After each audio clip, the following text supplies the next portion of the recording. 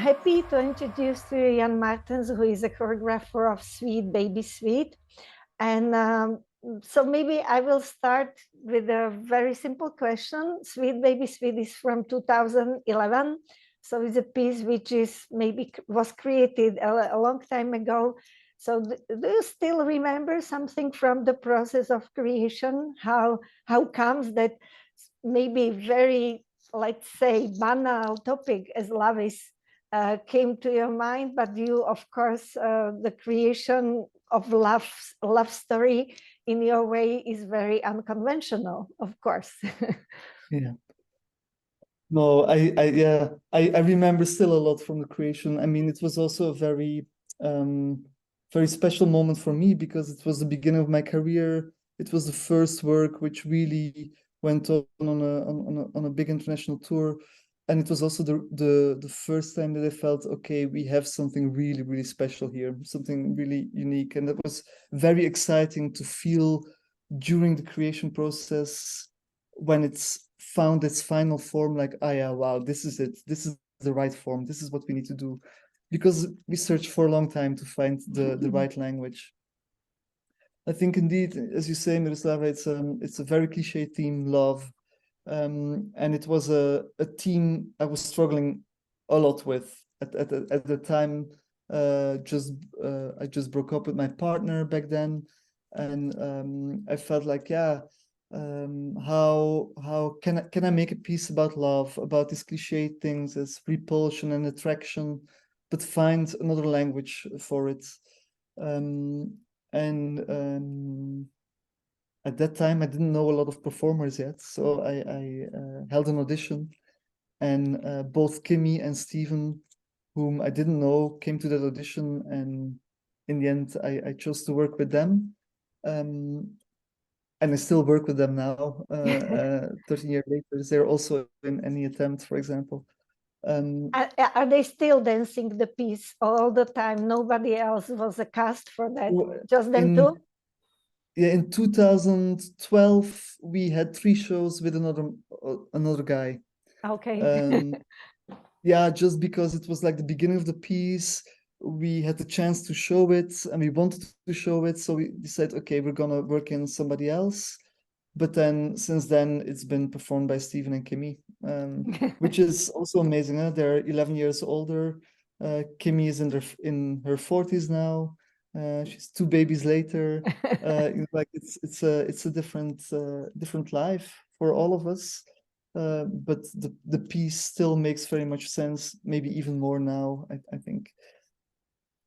Yeah, I wanted to make a piece about love, but also about the hard work that love can be, that it doesn't go easy and that you need to work hard. And we were looking for a translation of that theme. I remember during creation, I gave them a lot of improvisation tasks, but very clear improvisation tasks. For example, I asked them, as I wanted to work with hard work, I was looking at things, how we normally do them in contemporary dance and how to do it differently. For example, we learn when we lift somebody that we keep the centers close, right? And I asked them to create positions in which one person would not be touching the floor, but in which the centers would be wide apart. Or another principle of contemporary dance is if you lift somebody, you use momentum, you use speed to do it.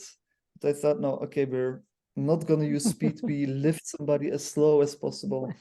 And I think, yeah, we made a lot of images. For example, also intimacy was very important. So I asked them to make images in which they would penetrate the personal space of the other.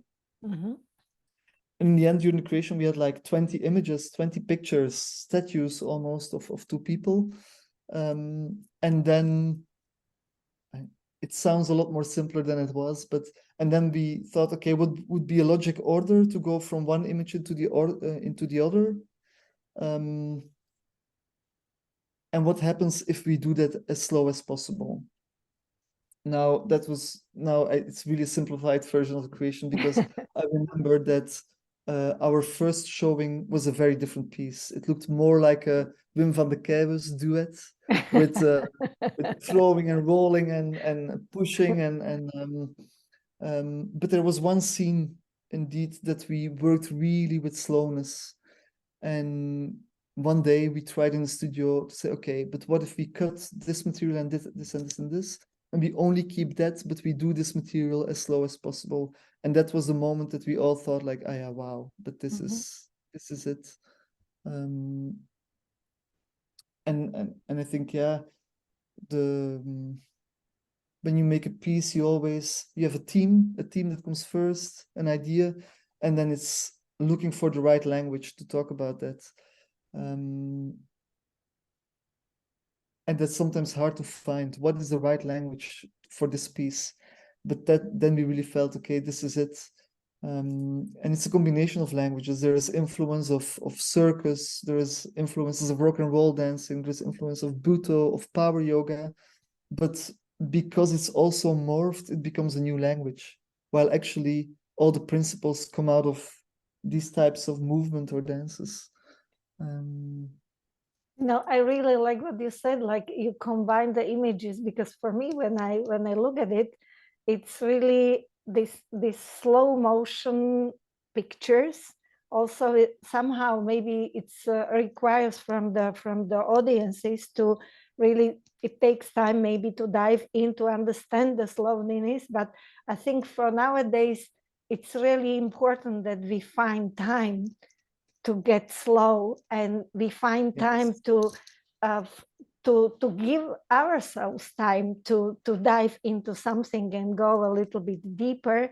And what I really like is this, using the same phrase again in a different tempo, but because it's also like a repetition in the relationship. Sometimes then you need a little bit less time, because you already know, you already understand. So there are many, I think that people can understand that there are many guidelines about the relationship, what else, what it can be, what it's really valuable about it. And so that's what I really like about the piece. So I don't know how far you want it to. I think for everybody it's very different, but I think it's it's something we need nowadays. And I think it's therefore the piece is still can be very attractive for people, because it's something which is still there and will be. I think so too. I mean, it's really something personal that I find time going too fast, and the rhythm of everyday life is going too fast. So yes, in my work is really a place for me to sit down and to look into details, and to understand, to try to understand it completely. I made a lot of work about that, about the in another piece, Rule of Three. It's really about the overstimulation of input, of internet, of all the ways how we communicate. So slowing down is really a very valuable process, I think, for to stay healthy, to remain healthy in society nowadays. Yeah. And what about the music for Sweet Baby Sweet? Because for me, at the end, I was a little bit like, why? What was the choice about? Yes, so I started working. So it was a big process, but I started working with Jaap van Keulen, which is a composer. And in the beginning, because the theme of love is so cliche, I wanted to work also with love songs, pop songs, love songs that we know,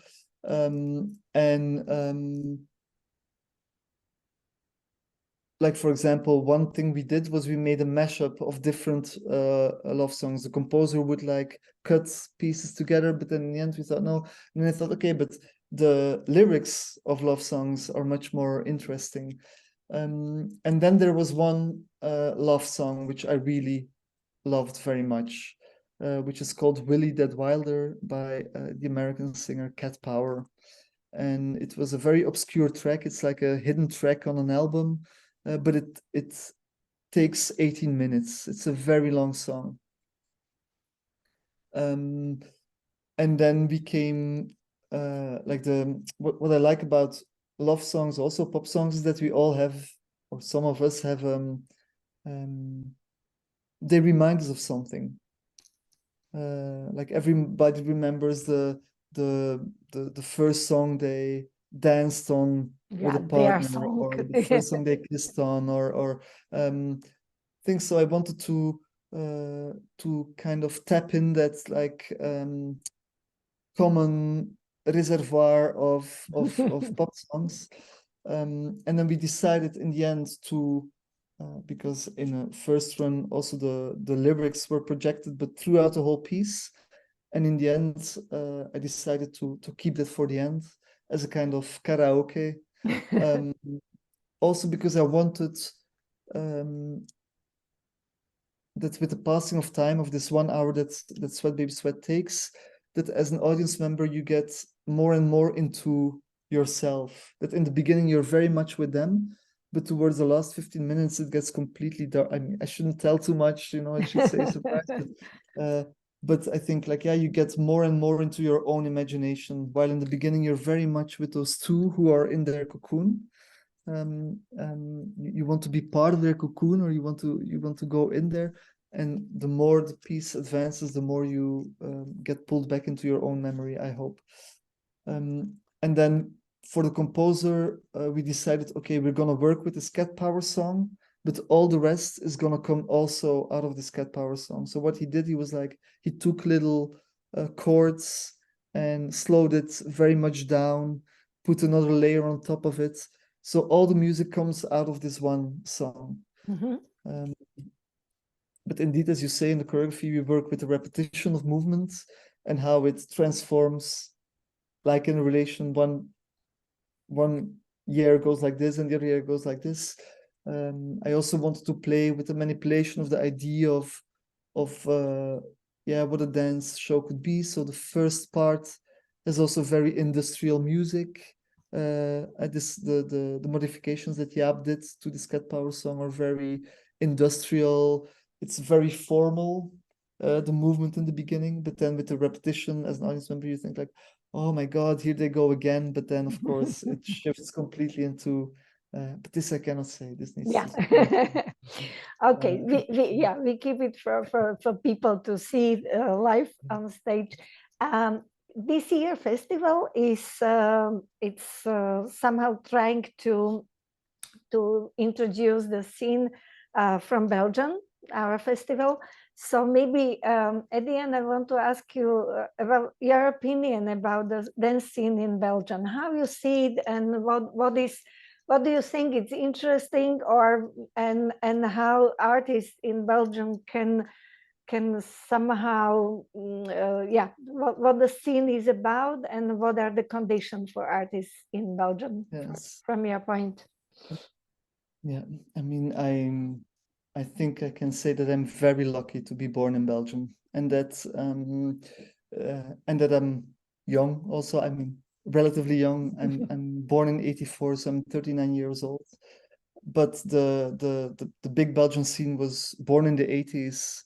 So with Anne-Therese Keersmaker, Jan Fabre, Wim van de Keibus, Mark van Runst, those were people, Alain Platel, those were people who really had all their own signature with a very human approach. I think that is something which was very important also for me, because I started dancing quite late, and I started to dance in the Netherlands. I went to school in the Netherlands, and I know that for a lot of people, Belgium and the Netherlands is like kind of the same, and we have a lot of things in common, but the dance landscape is drastically different. While in Belgium, we had the 80s with the Belgian wave, Flemish wave. In the Netherlands, you didn't have that. like all the big companies in the Netherlands still have a very neoclassical background. NDT, Scapino, Intro Dance are still very much Nationale Ballet neoclassical, while in Belgium the big companies are indeed Peeping Tom, as you say, Rosas, CD Larbi, Alain Platel still, they still go on. And I think for me, being born in 84, which means that I discovered dance when I was 16, 17.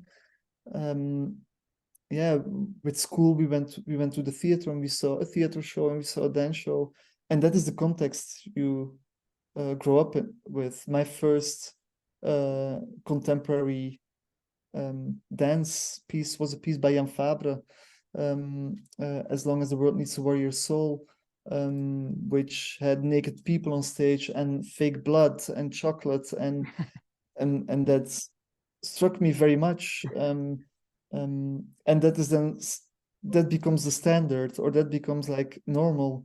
And then it is nice to think, okay, but on this on this how to say that, on this tradition, even though it's very new, it's from the 80s. I mean, it's not very old, but it is a tradition. How can I build? What do I take and what do I do different? And how can I add something to that? I think in Belgium, we are, compared to other countries, things go well. I mean, there is money. There are a lot of dance companies who can work. But we feel also that the amounts are getting less, and it is more difficult to create. There is a lot of pressure on people working in dance and in theater. People work very, very hard, very long hours, as will be the same in Bratislava, I think. Like. So it's always, I find it difficult to talk about it, not knowing the situation in different countries, because I know that we are good in Belgium, but on the other hand, yeah, there is always can be something better. Yes, it can be better. It can be better. Yeah, voila. Yeah. Okay, so thank you very much, and we are really looking forward to see Sweet Baby, Sweet in Bratislava. Thank you for having time for us. Thank you. Thank you very much. Looking forward to bring the work.